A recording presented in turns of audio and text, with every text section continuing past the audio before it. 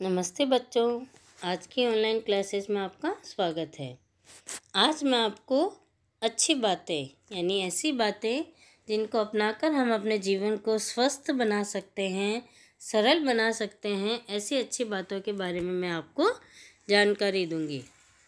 रात को जल्दी सोना सीखो, सुबह जल्दी उठ जाना, अच्छा होता है भोजन को ठीक समय पर खाना। इसमें कवि क्या कह रहा है कि रात को जल्दी सोना सीखो।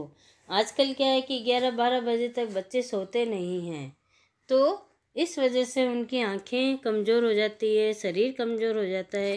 तो अगर आप शरीर को स्वस्थ बनाना चाहते हैं तो रात को जल्दी सोना और सुबह जल्दी उठना चाहिए। अच्छा होता है भोजन को ठीक समय पर खाना। और खाना जो है, भोजन जो है, उसको पचने में लगभग 2 घंटे लगते हैं। तो रात्रि के समय और दिन के समय हमें भोजन को समय पर खाना चाहिए ताकि समय पर उसका पाचन हो सके। ठीक समय पर करो पढ़ाई, ठीक समय पर खेलो, अच्छी बातें जहाँ कहीं भी मिलती हो सब ले लो। अब क्या कह रहा है कि ठीक समय पर करो पढ़ाई, यानी पढ़ाई के समय हमें सिर्फ पढ़ाई पे ध्यान देना चाहिए। और ठीक समय पर खेलो, और खेलने के समय हमें किस पर ध्यान देना चाहिए? खेल पर। अच्छी बातें जहाँ कहीं भी मिलती हो सब ले लो। और हमारे आसपास के बड़े बुजुर्ग हमें अच्छी बातें बताते हैं, कोई अच्छी वीरता की बातें बताते हैं, बहादुरी की बातें बताते हैं, देशभक्ति की बातें बताते हैं। तो ऐसी जैसे गाय को रोटी देना, जानवरों को नहीं मारना, तो इस तरीके की अच्छी बातें जहाँ कहीं भी मिलती हो उन सबको हमें ग्रहण करना चाहिए। सबको गले लगाना सीखो, हिलमिल कर सब रहना, सदा बड़ों का आदर करना, झूठ कभी ना कहना। अब ये हमें क्या कह रहा है कि सबको गले लगाना सीखो, यानी हमें अपने आसपास हमारे मित्र हैं, सगे संबंधी हैं, उन सब के साथ में प्रेम पूर्वक रहना चाहिए। कभी भी उन लोगों से लड़ाई झगड़ा नहीं करना चाहिए। सदा बड़ों का आदर करना, झूठ कभी न कहना। अब कवि कह रहा है कि हमें हमेशा अपने से बड़ों का आदर सम्मान करना चाहिए और उनसे कभी भी झूठ नहीं बोलना चाहिए, क्योंकि झूठ बोलने वालों को कोई भी पसंद नहीं करता है। पर्यावरण को स्वच्छ बनाना, वृक्ष खूब लगवाना, भारत की सुंदर बगिया को फिर से स्वर्ग बनाना। पर्यावरण को स्वच्छ बनाना है, अपने आसपास साफ सफाई रखें, गंदगी ना रहने दें। और अभी तो जैसे वृक्षारोपण कार्यक्रम काफ़ी संख्या में चल रहा है, तो हमें भी अपने जन्मदिन पर या अन्य किसी विशेष अवसर पर एक पेड़ ज़रूर लगवाना चाहिए। और ऐसा नहीं है कि पेड़ लगा के भूल जाएं, उसकी हमें समय समय पर देखभाल भी करनी चाहिए। भारत की सुंदर बगिया को फिर से स्वर्ग बनाना। और जब धरती हरी भरी होगी तो उसका रूप और निखरा हुआ होगा, तो वह स्वर्ग के समान सुंदर लगेगी।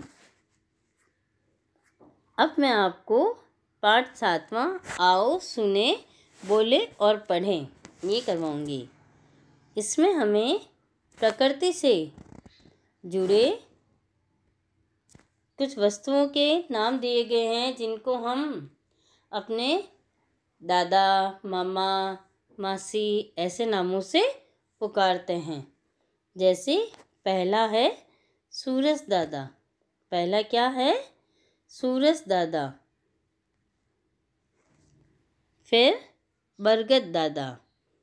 इसके बाद में नाग। बरगद देखो पेड़ है, पेड़ को भी हम देखो दादा कहकर पुकारते हैं। और पेड़ों को काटना हमारे यहाँ अच्छा नहीं माना जाता है। और नाग दादा, नाग भी बड़े सांप बड़े खतरनाक होते हैं, हमें डर भी लगता है, लेकिन फिर भी हमारे यहाँ पर सांपों की पूजा की जाती है। और हाथी दादा। तो दादा किन किन को कहा हमने? सूरज दादा, बरगद दादा, नाग दादा और हाथी दादा। इसके बाद देखिए मामा। मामा किन्हें कहते हैं हम? देखिए चंदा मामा। चंदा को क्या माना हमने? चांद को। मामा, बंदर मामा, चूहे मामा। तो मामा किस किस को कह के पुकारा हमने? चंदा को, बंदर को और चूहे को। चंदा, बंदर और चूहे, इनको हम क्या कहते हैं? मामा। अब देखिए माता किन्हें कह के पुकारते हैं हम? गाय माता, तुलसी माता, गंगा माता और भारत माता। गाय को हम माता मानते हैं ना, गाय तो सबसे पूजनीय है। उसके बाद में तुलसी, तुलसी का पौधा एक औषधीय पौधा है और उसमें अनेकों अनेक गुण होते हैं। रोज़ अगर हम एक तुलसी के पत्ते का सेवन करें तो हम अनेक बीमारियों से बच सकते हैं। तो तुलसी को भी इसलिए माता मानकर हम उसकी पूजा करते हैं। गंगा माता, गंगा माता हमारे भारत की सबसे पवित्र नदी है गंगा, जिसका पानी बहुत ही निर्मल और स्वच्छ है। तो ऐसी गंगा नदी को भी हम माता मानकर उसकी पूजा करते हैं। और भारत माता, जिस देश में हम रहते हैं उस देश को भी हम माता मानकर पूजते हैं। इसके बाद देखिए बहन, बहन किसे किस कहते हैं हम?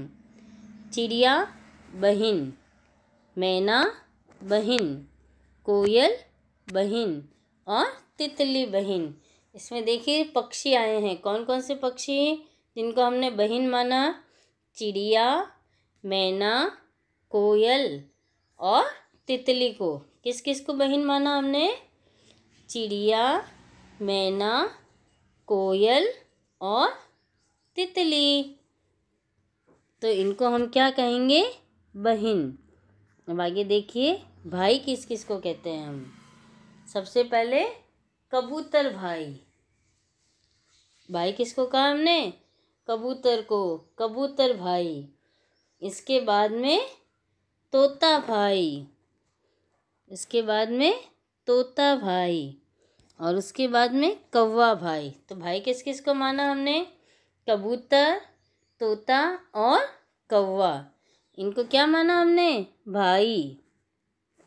इसके बाद में राजा, राजा देखिए सिंह राजा, मेघ राजा, नाग राजा। अब देखिए हमने नाग को दादा भी माना है और राजा भी माना है। और सिंह यानी शेर, शेर तो जंगल का राजा वैसे भी होता है, तो उसको हम क्या कह के पुकारते हैं? शेर राजा।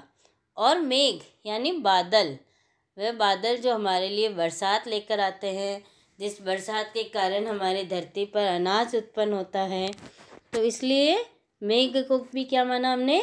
मेघ राजा और नाग राजा।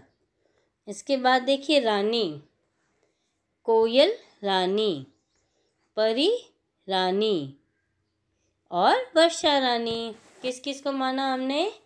कोयल रानी, परी रानी और वर्षा रानी।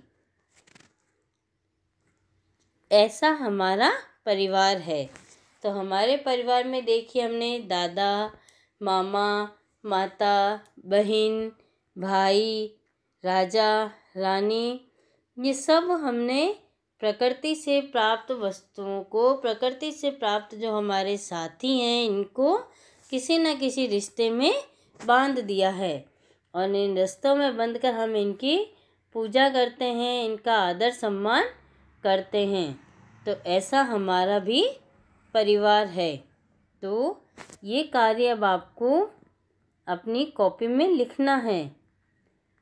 बरगद दादा किस किस को कहते हैं, मामा किस किस को कहते हैं, भाई बहन, तो ये सब कुछ आपको अपनी कॉपी में लिखना है सुंदर सुंदर अक्षरों में। ठीक है, धन्यवाद।